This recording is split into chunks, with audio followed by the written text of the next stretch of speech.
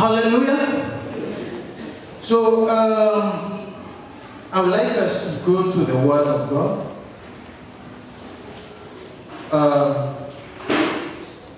As the Lord is going to lead us, and you're going to be blessed. The last time I was here, we spoke about connection with the Lord and why connection is important and what connected people looks like. Amen? It is incredible, it is very important to be connected. Very important to be connected. It is extremely important for you to be connected. Here on earth. It is better, even greater than better to be connected with your Father in heaven. Hallelujah. So before we go very far, I would like us to see a statement from the Lord's Prayer. A statement from the Lord's Prayer. It's found in Matthew 6, verse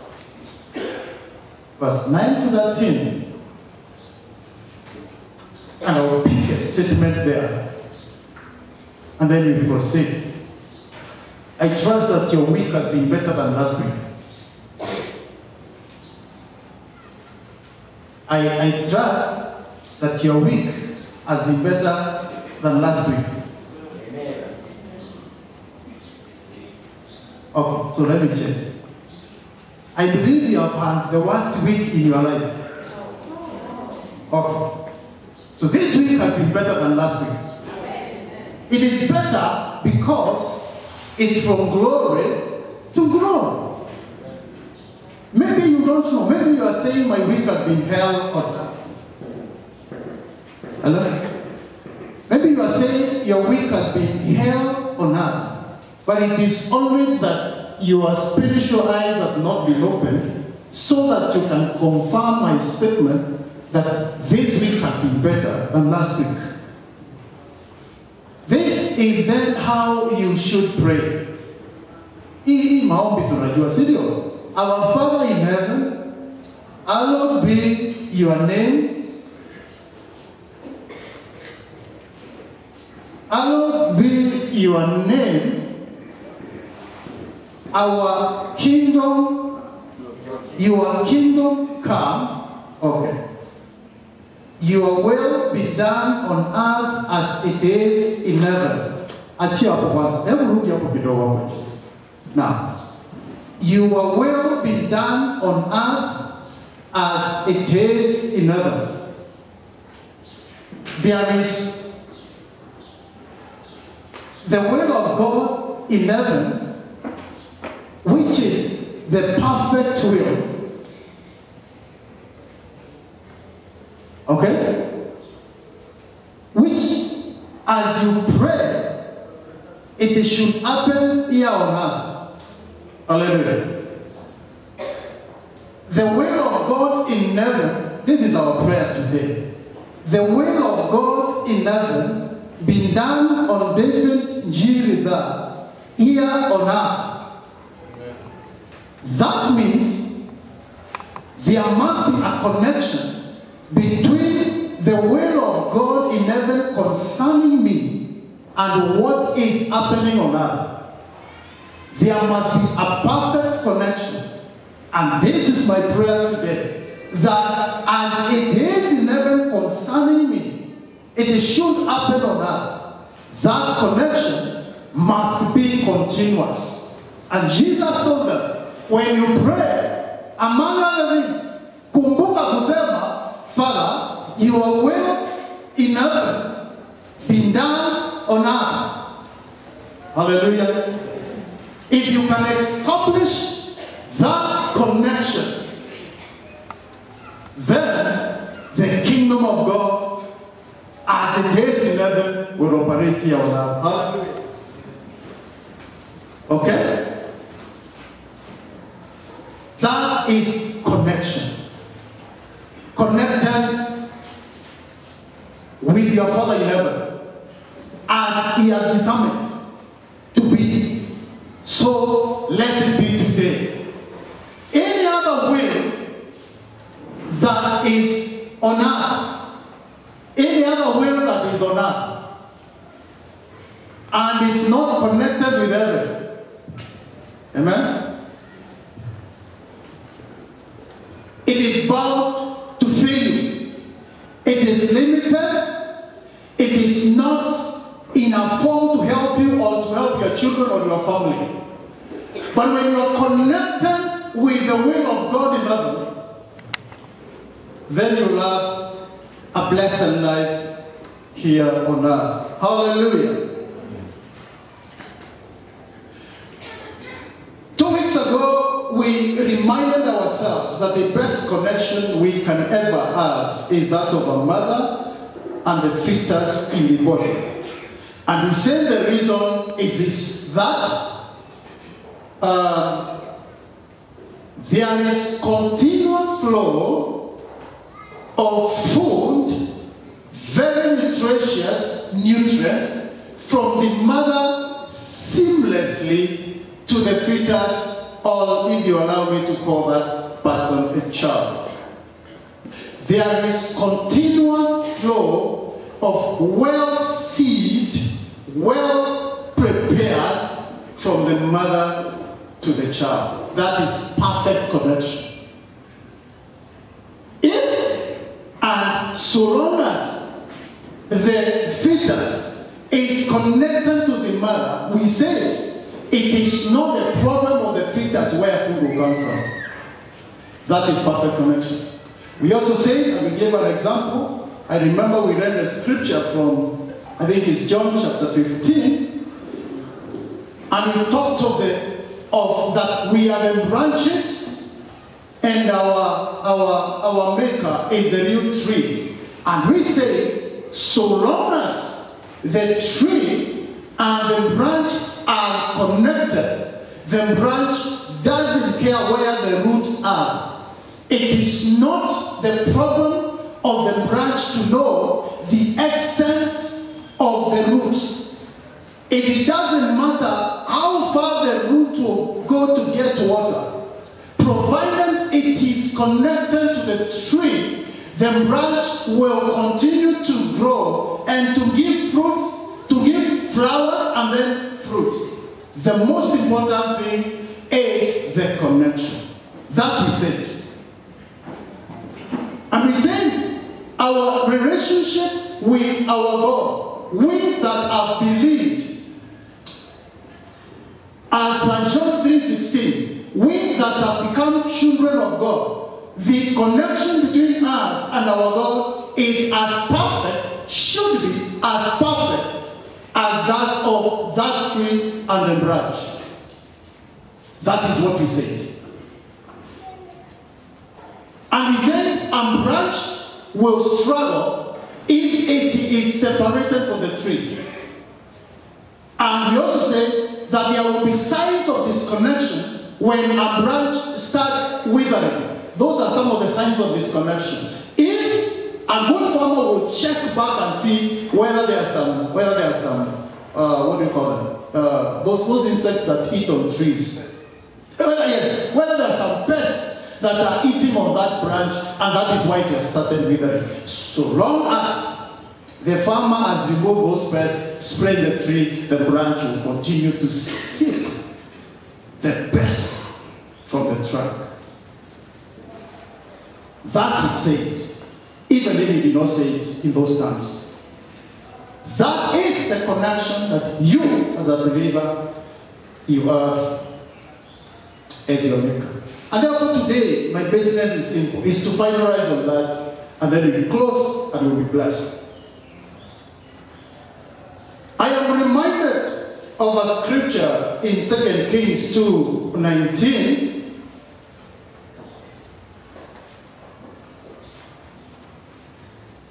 where a connected man of God, after connection, changed the state of a whole village, of a whole division, let me put it, of a whole country. This is Elisha, after receiving the double spirit of Elijah, he came back. And I know this story, you know this story. It's a good story for us who believe. Elisha has received the double score. He told Elijah, I need the double spirit of what you have. And he was given. Then when he came back, it is then that, and I love God because of this. When you are connected, people will know. Connected people will know. When he was going with Elijah, people were deterring. They were telling him, please stop because your master will be taken up. However, the same people, when he was coming back, after proper connection, they were now giving him their problems. So they told him, Master, as you see us here, we are not a happy lot. We are not very happy as we look. We live in a wonderful country in terms of location. It is wonderful. But here, there is a big problem. The land is not productive. Kwa Kiswahili alisema, mkubwa, hapa hiyo shida.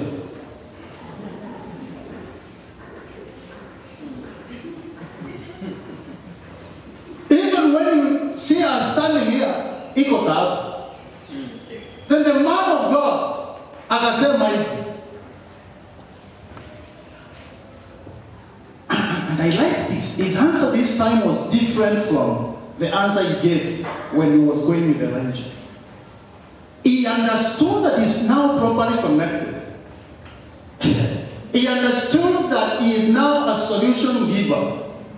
You cannot give what you do not have. When you are connected, you start releasing. He had already asked for double portion of Elijah's spirit. Let me put it like this. He had been connected. He gave them a simple solution. And I will not mention the problem of what exactly he did. But I will remind you that he just told them, bring some salt. Then they brought it, then he threw it into the water. And then he made a declaration. The water is now okay, and the land will be productive. And from that day, from a connected man, the land became productive. A land that was completely not productive, through the power of a connected person who understood he was connected, changed the history of a place. You will not change histories if you do not. Amen. Hallelujah. Glory. Histories will be changed by people who must seek connection, be connected, understand the connection, act on the connection, and then change history. Amen. The John 3:16 people, we change history because of the connection. Because it is not us. Where is that scripture that we read? Because the will of God in heaven has started to be done on earth. What was the will of God in heaven concerning that village? Let me repeat that question. What was the will of God concerning the village that Elisha started? And I get one good student. And you have to give you also one sasa hapa ujue kwa darasa. So that I don't risk you missing the answer. The will of God concerning that village was that the land should be productive. What was missing was connection. When Elisha came, he became, there are people who are connectors. I have heard preachers tell us about destiny connectors. And I like how those people change very fast. But before I lose my trail of God, Elisha became the connection to connect the will of God in heaven with the will of Jericho, where there was a problem. In other words, the will of God for Jericho was that the water should be okay, the land should be productive. Until Elisha, the connected, understood, and the people understood that this is now a connected man, and they asked him to do something. That is when the will of God in heaven was done on earth. You must understand that you're connected. Number two, you must understand there is a problem. Number three, you must understand you have the solution now that you're connected. Then you need to act on it. And then connection will become very powerful. Amen? Amen. And the land became extremely productive. And I can see some citizen TV of those days going in the village and some reporter announcing what has just happened. You will never appear in the TV of anybody if you act on the power of where you are born, your level of education, your family ties will not cause anybody to report about you. You will be reported about. Did I hear that anointing will take you to the keys? Did I hear that? The power in you is not the power of the bland group A. The power in you that makes changes in the life of you and your marriage mate and your people is the power of Jesus in your life. Hallelujah. But please act on that power. If Elisha did not understand that he are now double, then he would have said, "Si tulipita hapa jana mkatutusi." Because some of us, when we get anointed, we think that, you know, it is new juicy, ni masomo pastor, ya Biblia, and therefore, unasema, heshimu upako. But you know, it is your connection with him that makes a difference. So Elisha understood that. He did not tell them yesterday when I passed here, karibu munichape mkiniambia niache kufuata nani? Elijah. Did you remember that story? They were telling him, please stop following him. But Elisha did not quarrel them and tell them, guys, you remember what you did to me yesterday? No. Those are people who have problems. Even the statement of the previous day was a problematic statement. They could not understand. And because they were living in their world, the connected people changes the thinking of a generation. You will change the way people perceive you when you start acting on your connection. So why do we have problems, dry land, and productive lives? It is because we either are not connected or are not active on the connection. Hallelujah. Do you remember the story of the prodigal son? What happened when he simply disconnected with the father? A man who was in suits as serious as the one I'm wearing, because I thought it was a good one. The next time he was found with pigs, competing with who is a better pig than the other. And this is to every one of us. A simple disconnection with your father. A simple disconnection. And I'm calling it simple because sometimes you think this is simple. Will cause you to, you now enter the news. You become a news item. In the negative sense.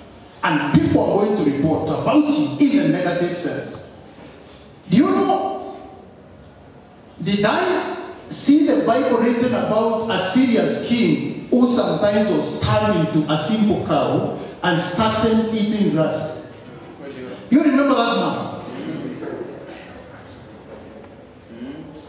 A serious king with bodyguards. And by the way, Pastor Musemi, I'm interested in knowing when he became a cow, whether the bodyguards became the hunters.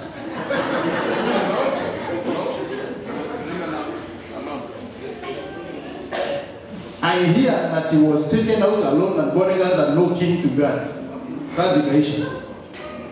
As if, in other words, irrespective of our status in life as believers, a simple disconnection can cause your life to take a very different trajectory. Guard your connection with your life. We must guard our connection with our lives. With our lives. Whatever it takes for you to remain connected, please ensure that happens. The Bible records a story in Esther, chapter 5. And because it's a long story that you know, I'll just give you some statements.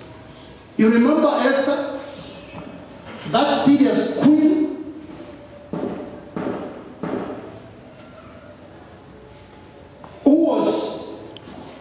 who and an uncle, is it an uncle? I think called Mordecai.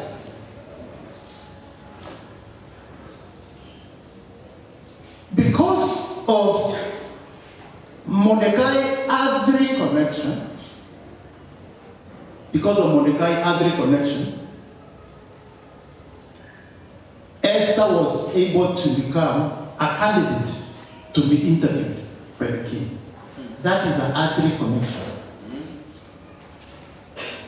Connection works even here on earth. Yes.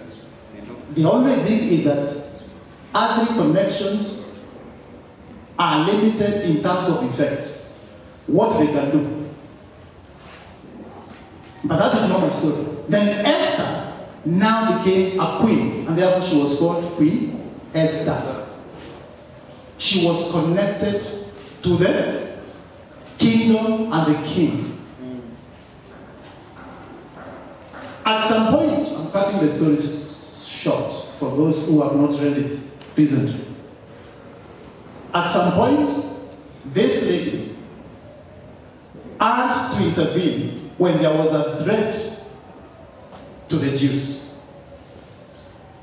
There was a decree that all Jews be exterminated, completely, killed, vanished from earth. It took Esther's connection with the king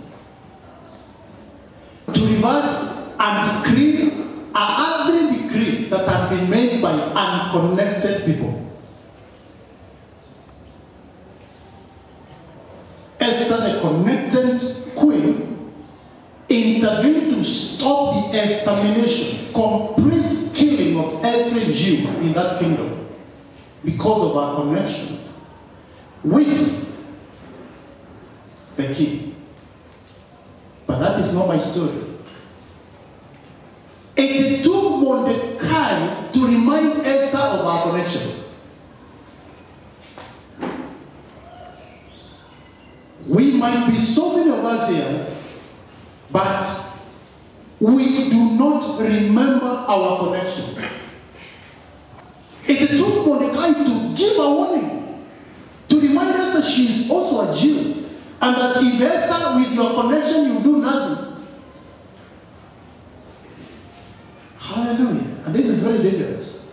Mordecai said, if you do nothing, tutamaliza hata utaishi hapo. Connected people who do not remember their connection can be killed together with the unconnected. It is having a TV set. No, that is a bad example. Those of us who are my age or somewhere there, you remember those radios that we used to have, where you need to change the meter bed. There is something we used to call meter bed. Who has ever had something called meter bed? Oh my God, I'm alone. Oh, okay, we are 3, 4. And that radio you use to change meter bed, you turn it around so that you go to the right station. These days I understand, unabofya tu inakuja station yako. If you are on the wrong meter bed, you do not receive what you want. If you do not set the meter bed, you will not receive news. You have the radio, and there is some news somewhere, you cannot receive them until you turn the meter bed. Some connected people requires to change the meter bed so that they start receiving, so that the way of God concerning them will never start happening here. Can I challenge you to change your meter bed? The radio is there, the news is there, but you need to just tweak the meter there and establish your connection so that you receive the will of God concerning you as it is in heaven. Hallelujah. So Esther was reminded that Esther, if you do nothing, for your information, Esther, ni sawa tu, you are the queen. And of course, Mordecai, najua alikuwa anasema hata kasichana hata mimi ndio nilikaleta. Irrespective of how you came to Jesus, once you are connected, you are connected. But please make sure you don't have to be reminded so many times that you are connected. Act on your connection in the current situation, and you receive from your mighty God. Hallelujah. I don't know who has done electricity here. Electric or something, connection. Nani unafanya kitu kama hiyo? Ulisomea mahali. Usijali kile swali nitakuuliza ni rahisi. Pastor ni moja. Asante. Mimi najua sasa hata wale walisoma hakuna mkono. Because it is not a simple subject. At least it was not a simple one to me. There is something they call continuity. Where is mine? Kanon is not even this. Okay. There is something they call continuity. Continuity. So you hear the electrician say, establish whether there is continuity. When this light goes off, those guys will come with their gadgets. Those meters that they put, they say when they are talking their language, we are trying to establish continuity. In other words, they are trying to confirm whether the flow of electricity from the source is reaching where we are not seeing light. They say we are trying to establish continuity. Then after that they will say there is no continuity. In other words, light imekatwa. Kuna mali imekatika. The reason why we have no light in this bar, that is what the electrician will say, is because there is no continuity. The wire is cut somewhere. Those are electricians talking. Now, the reason why there might be no light in your life is because of lack of continuity. Something in between is cut. That is why the mic, when you see this mic as issues, there is a problem of continuity.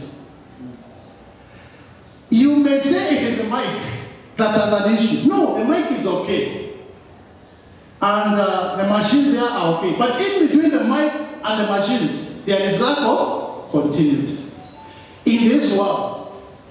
And before I go to that, there are many reasons why that wire cannot transmit.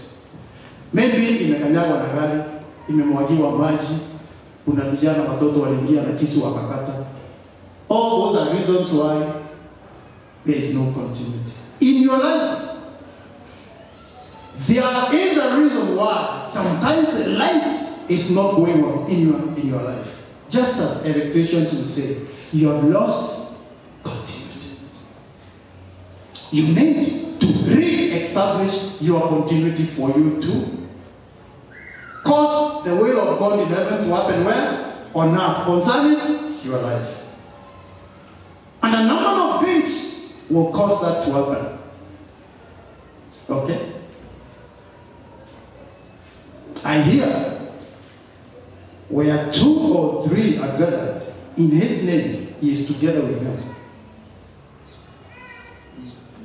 It is written. Am I right? So it is true. Ajua kwa kazi zingine tunafanyaga tunaambiwa, is it a fact? So it is true that where 2 or 3 are gathered in his name, he is together. And I hear all truth is parallel. I don't know what that means, but at least I know it means maukweli ni kama zinafanana. It is also true then that where 2 or 3 are gathered against his name, all in the absence is not there.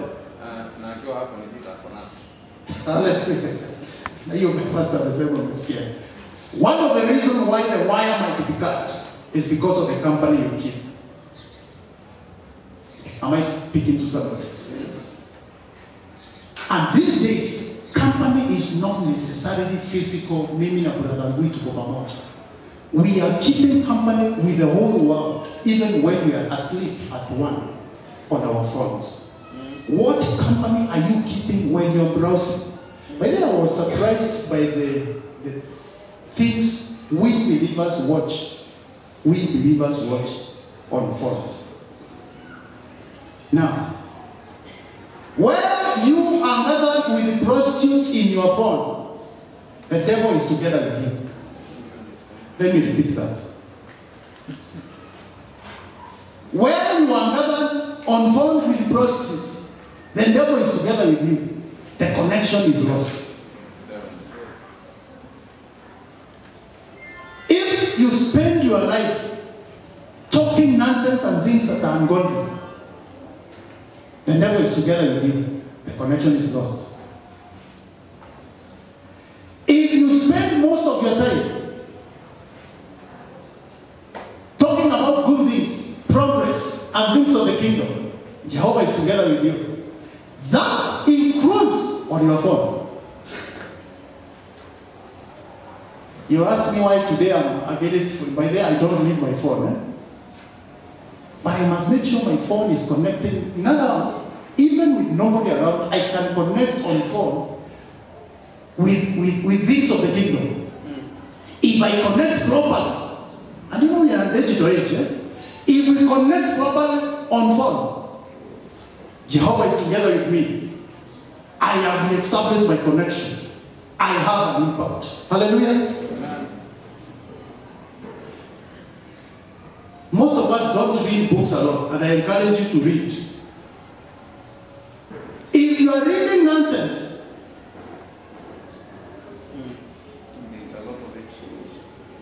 if you spend your spare time reading nonsense, things that are anti-kingdom, in other words, things like if your pastor will come around, you stop reading, the devil is together with you. You have lost connection. The will of God in heaven will not be done upon you. You will delay, like the Jerichos, guys. Hallelujah. That is how to lose continuity. Your light will not come on. Are we together? Take time to continuously look for a chance to reconnect with the heavens above. Hiyo si tuko pamoja?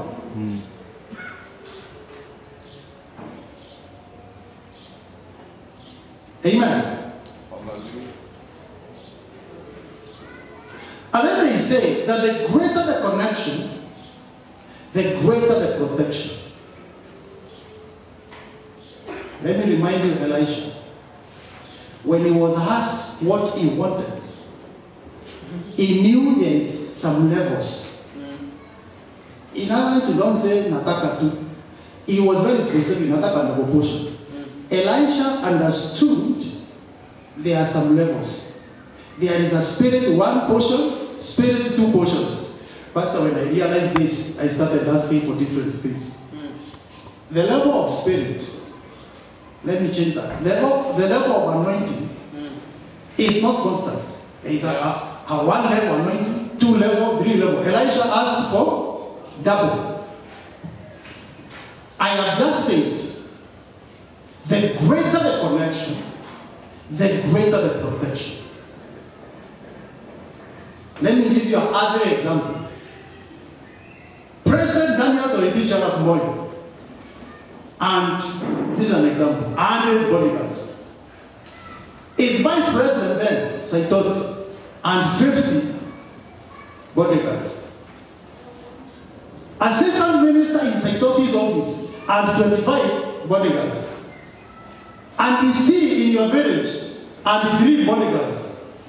And the chief in your village usually has 2 APs. The greater the connection, the greater the protection. Amen. The nearer you are to the king, the greater the protection. I'm not hearing people hearing me. If you are very near, if you are very close to the king, you are more protected than a chief who has 2 APs. Against you have of chiefs who have been slashed with the pangas because one of the APs was sick or something. If you only have 2 APs, wakigonjeka ukabaki peke yako kama chief. If you have 100 latest squad guarding you, even if 5 are sick, 95 are guarding you. The nearer you are to the king, the greater the protection.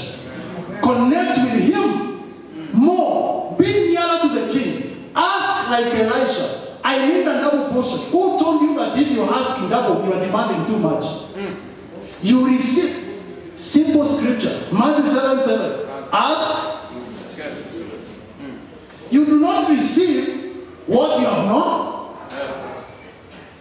There are people in this sanctuary today who have asked for double of something because of the connection. They have received double as we sit here. They are just about to pass through Jericho and change the state of the water.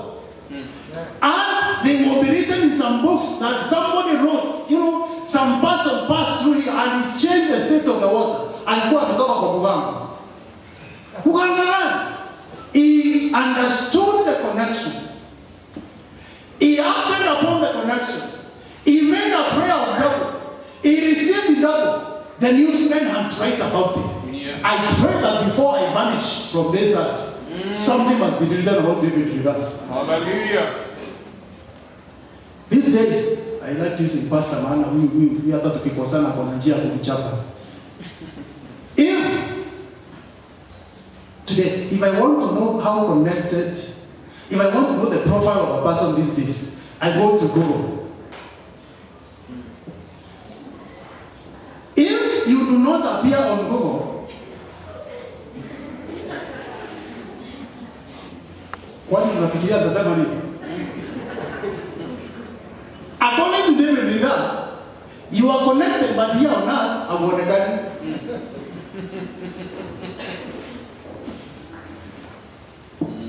If I want to know some people what they have done in life, I go to Google. If there is something in there that it was written down, I'm going to see it there. Last week I was looking for some serious man. For some reason my wife understood. I had to go to Google and analyze the person before I went to meet the person. Because I don't want to be connected to just anybody. My life cannot be influenced by people who have no influence. Hallelujah. Don't allow to subject yourself to nobodies because they will give you their nobodies and then you become number 2. You receive the portion of whoever you are asking from. If I want to become a good pastor, I must associate myself with very serious ones. I will not go to Google, but at least I will know these ones are serious. Kuna wengine my wife ananiambia huyo sionagi kwa TV, akikuja lazima. Ile vitu anafanya ni za ajabu. Namuuliza gani napewa jina lakini sitakupea maana labda ni pastor yako. Refuse to be connected to non-connected people. If you are connected to a joker, as pastor calls him, you become a double joker. We were looking to somebody yesterday, pastor yangu nyumbani anaitwa Mrs. Ridha akaniambia huyo wako na anointing ya baba yake pia tunamjua. There is a connection. By the way, have you seen that if you sit under pastor, let me give you an example, Pastor Moyo, you start speaking miracles like he speaks. Sometimes hata kasauti kanabadilika. Unaona ile kijana yake? Kwani ni uongo? It is connection and it's true. Choose who to connect with. In other words, choose whose double portion you want. Elisha did not want a double portion of the Jericho prophets. He passed by them, there were 50 of them. Akapita na mtu mmoja anaitwa Elijah. I'm aware that in English service, I also understand that you guys understand Swahili. So, he passed by some 50 sons of prophets. He followed one guy. By the time he came back, The same sons of the prophets and the villagers. Wakaanza kumpea shida sasa tatua. With all their 50 prophets connection, they still retained angelical problem. If you connect to the right person who is a solution giver, you become a solution giver. This country will change when we decide, by the way, to change. If I'm not in my life, whenever I need something badly enough, I get it.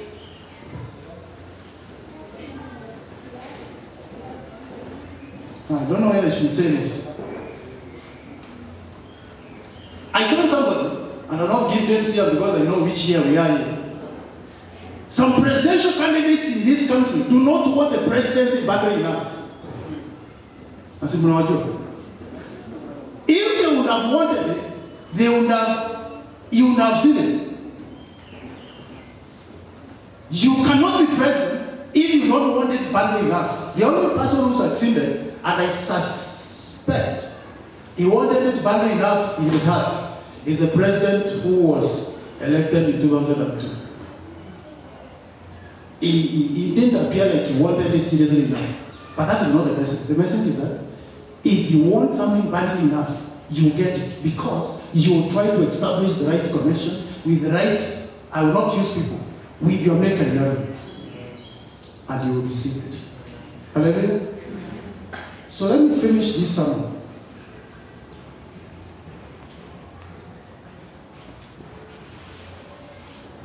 By saying this. Do you remember Job? The devil complained about Job, not because of what he had, but because of the protection he was receiving from the connection he had with God. Can we be so connected with the Father mpaka shetani apeleke report? Job was seriously connected that the devil gave some testimony and reported him, accused our God of protecting him. I am saying, and I repeat, the greater the connection, the greater the protection. And somebody will give a testimony. In the case of Job, the testimony was given by the devil himself. Connection will cause things to happen. And even when Jehovah said, okay, let me remove some protection, and actually you can see, by the way, this is good. A simple removal of protection, my friend, Job was not my job. That is what will happen to us if there is a removal of a small connection, small protection from Jehovah. If there is something we should aspire, is to what David said, to live in the house of the Lord forever. So that the devil does not have a chance. Okay? The devil should not have a chance. However, because God was still in control, Job came out na double. Everything came back. Because even if shetani alikuwa nafasi kidogo, Job alirudi akiwa mwenyewe. Because he had not lost what? Connection. You might have a problem today. So long as your connection is not disconnected, you will bounce back better and more powerful. Make sure you spend your time maintaining and sustaining connection. Okay? Do not lean on your own understanding. Do not lean on your own. Situmia kwa Kiswahili mbaya ndugu zangu, situmia akili yako ndogo.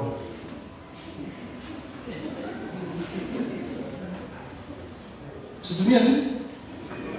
Tafadhali tumia akili ya Mungu. Akona mingi. Remember I started by saying, for those who have come late, there is a way of God in heaven. Spend your time seeking that way. That will be done well or not. Usitumia akili yako ndogo.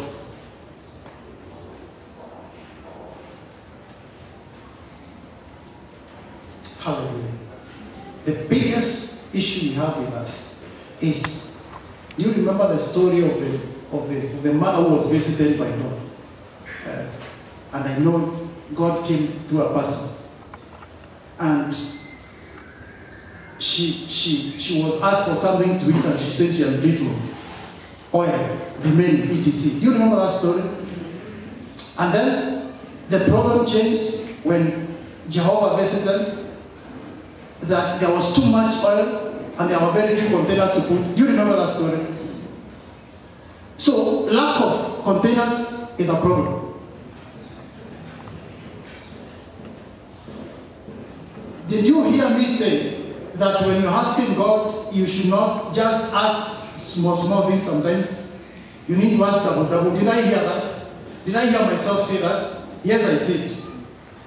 Now, what is required of you?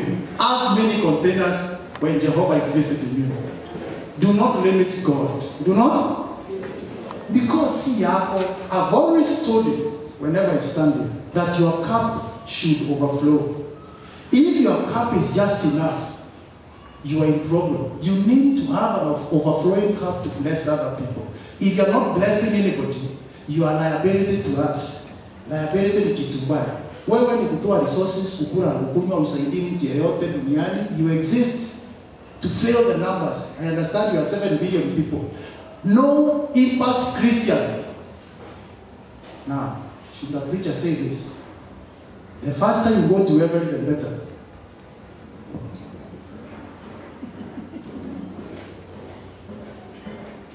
Because you are a liability. Kama ni biashara, pastor najua mambo ulisomea. Should the business have so many liabilities? Wewe biashara duniani. Kwa Kiswahili. I pray to the God of the heaven and earth that none of us here shall be a liability. That all of us shall cause impact. The Jerichos of this world that have had problems shall be changed by us here because of our connection. I pray that our God will ensure that we will not lose connection, even as we seek Him on a day-to-day basis. I also pray that none of us will just ask enough, but we will ask God for more than enough. Because what we require is more than enough for other people. There are so many people who are disconnected and they require your favor, including your action, including in your family. Some of your brothers and sisters are simple, useless. I'm looking for a very bad word in the Kosekana. Watu ambao hawezi saidia mtu. You are connected, but you want to restrict your salvation to your success. You are not causing an impact in your family. What is your necessity of being around if you are not helping another person? Nothing. And because you are born again, and this will cause you to pray. And because you are born again, and you have nothing to lose by dying, why don't you then disappear? So that we are left with the people who are changing something and making life here better.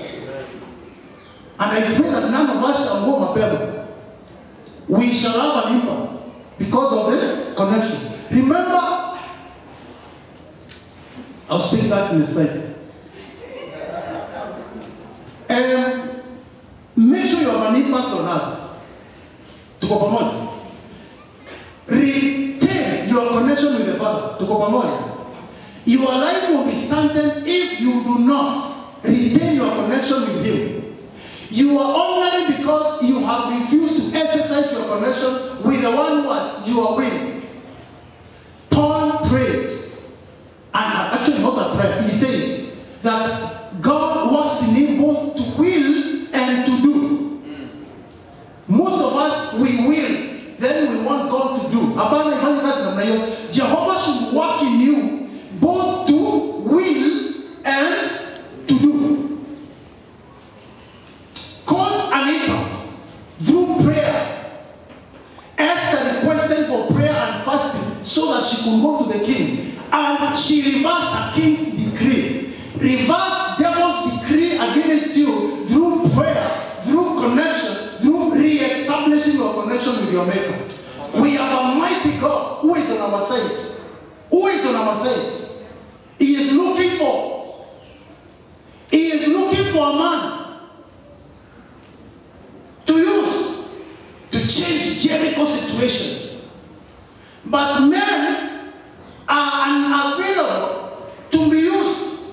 Where was the double spirit before Elisha asked for it?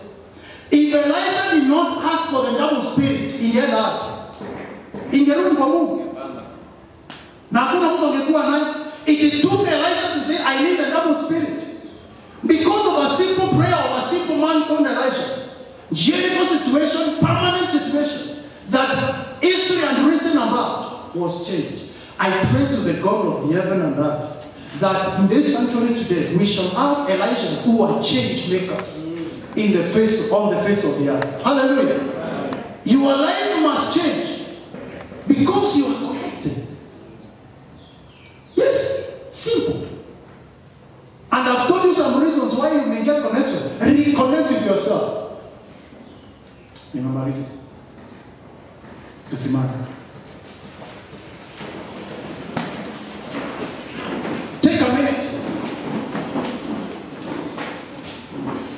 In your style, re-establish your connection and have an impact in your life and in other people's life. Father, in Jesus' name. In the name of Jesus Christ, I pray, oh Lord, that I have an impact in my sphere. In the name of Jesus, glory be to God in the hearts. I pray that we be connected. I pray that the spirit that was in Elisha may be upon this sanctuary today. I pray that there will be 100 impact people in this sanctuary today.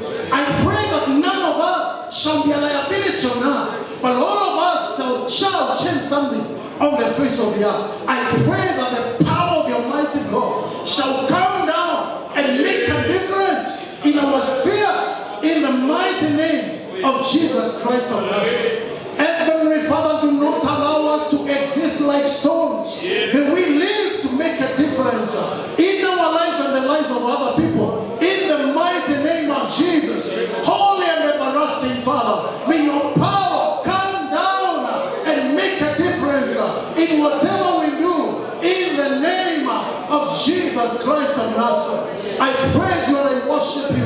I pray that the spirit that was in Elijah, the spirit that was in Elisha, the double portions that we require shall be in our lives today. In Jesus' name, I connect every disconnected wire. I connect every disconnected person.